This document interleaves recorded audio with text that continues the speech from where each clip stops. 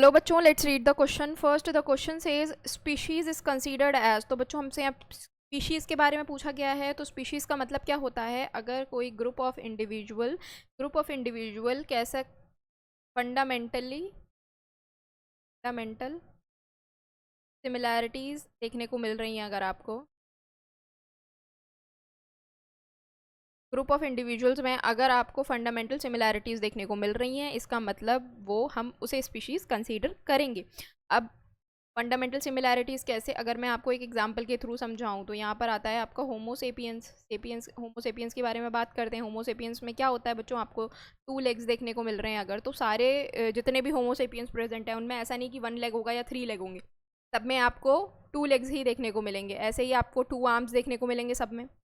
1 heart देखने को मिलेगा, तो 1 हार्ट देखने को मिलेगा।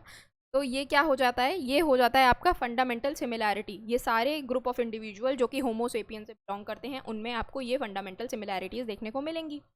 तो आइए अपने ऑप्शंस देख लेते हैं एक बार। ऑप्शन में हमें दिया हुआ है बेसिक यूनिट ऑफ नॉमेनक्लेचर। तो नॉमेनक्लेचर की ये बेसिक यूनिट नहीं है बच्चों। नॉमेनक्लेचर मतलब कि नेमिंग करते हैं अगर हम किसी ऑर्गेनिज्म की, तब हम बात कर रहे हैं। अभी हम नेमिंग नहीं कर रहे हैं, अभी हम सिर्फ क्या कर रहे हैं? क्लासीफाई कर रहे हैं। तो ये गलत हो गया। लोएस्ट यूनिट ऑफ क्लासिफिकेशन, तो बच्चों क्लासिफिकेशन की लोएस्ट यूनिट है, बिल्कुल सही बात है। क्लासिफिकेशन की लोएस्ट यूनिट है। देखिए टेक्सोनॉमिक हेरारकी को जो है हम 7 रैंक्स में डिवाइड करते हैं। 7 रैंक्स होती हैं टेक्सोनॉमिकल हेरारकी में। पहली होती है आपकी किंगडम, फिर होती है आपकी फाइलम या डिवीजन, या उसके बाद होता है आपका क्लास, उसके बाद होता है ऑर्डर के बाद आती है फैमिली के बाद आती है जीनस के बाद आती है स्पीशीज।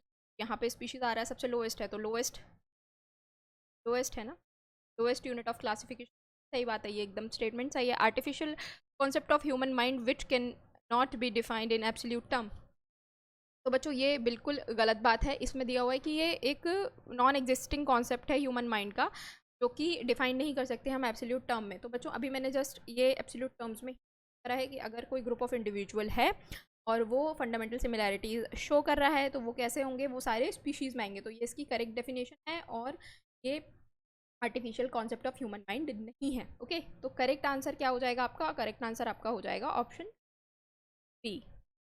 अब ऑप्शन डी भी देख लेते हैं एक बार। Real basis of classification devised by taxonomy. तो बच्चों ये भी गलत। टेक्सोनॉमिस्ट ने अलग क्लासिफिकेशन के और भी अलग जो है वो बेसिस दिए हुए हैं, ये रियल बेसिस नहीं है, तो ये गलत हो जाएगा। करेक्ट आंसर है हमारा ऑप्शन नंबर बी। होप आप लोगों को ये सोल्यूशन समझ में आया बच्चों। Thank you, all the best.